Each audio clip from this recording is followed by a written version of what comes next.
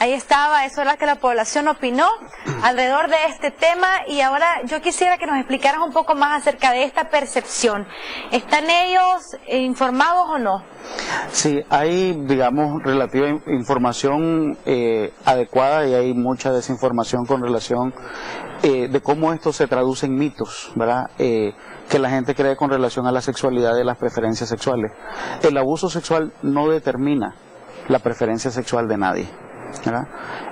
Una persona víctima de abuso sexual puede desarrollar en su etapa adulta características en su sexualidad que son variables, o puede quedarse sin querer tener relaciones con nadie. Esto significa que el espectro de las orientaciones sexuales es muy amplio, ¿verdad? Los estudios serios con relación a la sexualidad indican que las preferencias sexuales van desde totalmente heterosexual, es decir, una persona que le gusta a la persona de su otro sexo, hasta totalmente homosexual. El informe 15 de la sexualidad humana nos revela que la sexualidad de los seres humanos es cambiante, es variable, ¿verdad? Por ejemplo, si yo te pregunto, Berta, ¿a vos te gustan los hombres? Vos me decís sí. Yo te pregunto, ¿te gustan todos los hombres? Me decís no, me gusta un tipo de persona, ¿verdad? No te gustan todos. Igual le pregunto, por ejemplo, si a vos te gusta un hombre ahorita delgado, puede que en otro momento te puede gustar un hombre gordito. Si terminas una relación de pareja, ¿verdad? Y después continúas con otra persona y decís, mira, mi pareja anterior era tal delgado, ahora me gustan gorditos, antes me gustaban peludos, ahora me gustan sin pelo. Entonces, la sexualidad humana es bien rica, ¿verdad? Lo que ha pasado es que hay muchos mitos con relación a esto, hay tanta desinformación que la población debe conocer. Para determinar, ¿verdad? La orientación sexual es algo que uno decide en la vida, ¿verdad? Algo que uno va probando. Pero en los casos, o sea, el mito aquí es que se piensa que cuando un niño o niña es abusado sexualmente, en el futuro ellos están condenados a convertirse, digamos, en homosexuales, en el caso de que sea un niño o lesbiana, en el caso de que sea una niña, una mujer. O sea, ese mito que surge no es cierto. No es cierto. No, tenemos un estudio nacional, lo hicimos lo que se llamó hace unos meses el Consorcio de la Diversidad Sexual en Nicaragua, conformado por 4 organizaciones nicaragüenses. El estudio nos reveló muchas situaciones de la cotidianidad en la sexualidad de gays, lesbianas, bisexuales, travestis, transexuales y personas intersex. Y teníamos datos muy importantes, por ejemplo, y les decíamos en los resultados que tuvimos que solamente el 32% de la población refiere que alguna vez ha sido obligada a tener relaciones sexuales contra su voluntad. El 63% de todos los encuestados a nivel nacional, incluyendo la zona del Caribe, revela que no ha sido obligado a mantener relaciones sexuales contra su voluntad. En el caso, por ejemplo, de las lesbianas, solamente el 42% refiere haber sido obligada contra su voluntad, el 58% dice que no. En el caso de los hombres gays, solo el 30% refiere haber sufrido algún tipo de abuso en su vida. En el caso de las personas bisexuales, el 65% dice que nunca ha tenido relaciones contra su voluntad. Y en el caso de las personas trans femeninas, que eso pudiéramos aclararlo ahorita, el 46% dice que no, el 54% dice que sí, ha tenido relaciones contra su voluntad. Las personas trans femeninas son las que deciden en algún momento de su vida, naciendo biológicamente hombres, deciden cambiar su apariencia física, ¿verdad? Y verse cotidianamente como una mujer. Entonces eso es una persona transgénero. Una persona gay es quien gusta, ¿verdad?, de otro hombre, y las relaciones son no solo sexuales, sino que son emocionales. Entonces, hay muchos mitos alrededor del tema. Entonces, en este sentido, si nosotros queremos dejar, ¿verdad?, claro que el abuso sexual no determina la preferencia sexual de nadie. Es decir, podríamos encontrar grandes, por decirte algo que es muy público, por ejemplo, la presentadora norteamericana Oprah, en algún momento vivió abuso sexual, es una mujer totalmente exitosa en el mundo. Hay hombres que han sido abusados sexualmente, son heterosexuales exitosos. Hay hombres que han sido abusados sexualmente, son bisexuales, otros son gays, otros, no sé, pues tienen la vida tan normal como cualquiera, ¿no? En este sentido, un tema de mucha importancia es la resiliencia. Cuando hablamos de resiliencia es la capacidad que tienen las personas víctimas de abuso sexual de sobreponerse a las adversidades. Y para eso es importante el seguimiento. O sea, de hecho ahora se les llama a las personas, a los niños, niñas que sufrieron abuso sexual en ese periodo de su vida, cuando son adultos se les llama sobrevivientes de abuso sexual, porque realmente eso marcó su vida y por supuesto tiene consecuencias, pero igual... Pero han desarrollado esa capacidad. Se desarrolla capacidad para sobrellevar esas heridas e irlas sanando de alguna u otra manera. Entonces, por eso que es importante que las personas que están sufriendo abuso sexual, abuso físico, busquen ayuda.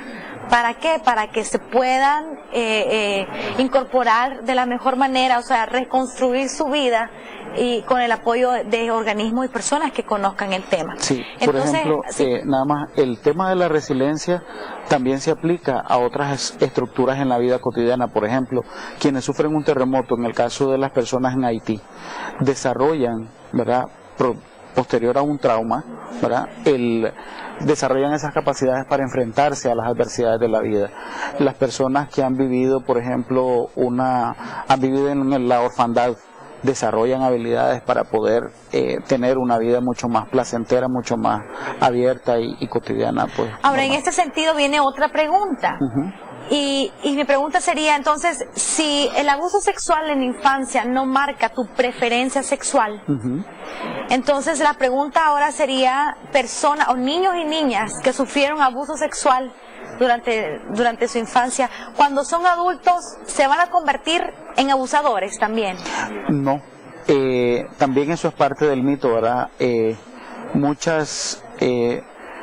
La mayoría en el estudio, por ejemplo, en un estudio muy importante en Nicaragua de la Fundación Sobrevivientes, revela en esta gráfica, en las gráficas en morado están el sexo femenino y las gráficas en la otra parte están en gris, ¿verdad? Son los hombres. El estudio está realizado en Managua, Estelí y Bluefields. Vos ves las grandes barras moradas son niñas. Eso sugeriría que la mayor parte de esas mujeres que han sufrido abuso serían abusadoras sexuales, lo que no es cierto. ¿Verdad? Entonces, pero en el caso de los hombres, ¿qué? En el caso de los hombres tampoco. ¿Verdad? Los abusadores no es una manera de desquitar su frustración. No, el abusador sexual conoce, tiene precisión de cómo buscar a la víctima, ¿verdad? Tiene control sobre la víctima. Entonces, es una persona que se muestra ante el resto de la sociedad, ante su familia, como un hombre, digamos, muy respetuoso, ¿verdad? Por ejemplo, si vos tuvieras que dejar a tu hijo o a tu hija al cuidado de alguien en algún momento, vos lo dejas con alguien que vos conocés, que puede ser el papá, el tío, el abuelo, claro, el padrastro, porque se supone que son los que deberían de proteger al niño o a la niña. Este abusador se muestra, ¿verdad? Una persona responsable, se muestra una persona incluso dadivosa, cariñosa, que es preocupada por los niños y las niñas preocupada desinteresadamente. Entonces, el asunto es que los abusadores sexuales no necesariamente, ¿verdad?, fueron abusados en su niñez, ¿verdad? Los abusadores sexuales desarrollan una capacidad para poder determinar quién va a ser la víctima, evidentemente. Por ejemplo, no es lo mismo tener localizada la víctima de alguien que te puede denunciar a alguien que no te pueda denunciar. Entonces, tenemos casos muy importantes en Nicaragua, y hemos observado que la mayor parte de los abusadores sexuales buscan a personas que en sus relaciones familiares tienen muy poca comunicación con sus padres. Entonces, un niño víctima de abuso sexual o una niña víctima de abuso sexual se siente retraído para poder denunciar, va a pensar que no le creen. Entonces, es un asunto bien complejo. El abusador sexual no necesariamente ha sido víctima en su infancia. Entonces, lo que nos estás diciendo es que es muy difícil identificar a un abusador? Sí, o sea, el abusador nunca se va a mostrar como la persona mala de la película. Él siempre va a ser el estelar. Claro, entonces ¿qué recomendaciones prácticas podríamos dar a los padres de familia, a las madres de familia, para que cuiden a sus hijos? Porque ahora viene, y la verdad que la situación es crítica, porque esta madre de familia tiene que salir de su casa porque tiene que trabajar y tiene que dejar a su hijo al cuidado de alguien, pero entonces podríamos caer en la pregunta de que en quién confiamos. Claro, ¿Cómo podemos hacer? Lo que podemos prevenir, ¿cómo se previene el abuso sexual? Bueno, manteniendo comunicación abierta con las y los niños, ¿verdad? Entonces diciéndole, mira, aunque lo que te pase, lo que vos me contés, yo no te voy a regañar, yo no te voy a pegar, pero tenés que contármelo, ¿verdad? Entonces esa comunicación abierta con los niños y las niñas, la prevención es mucho más importante que buscar el perfil, digamos, o buscar el cómo es un abusador sexual. Entonces hay que decirle a los niños y las niñas, mira, tu cuerpo no puede ser tocado por nadie, ¿verdad? Ni por tu papá, ni por tu abuelo, ni por tu tío, ni por tu vecino, ni por el cuñado, ¿verdad? Ni por el vecino, ni por nadie. Tu cuerpo no puede ser, tus partes, ¿verdad?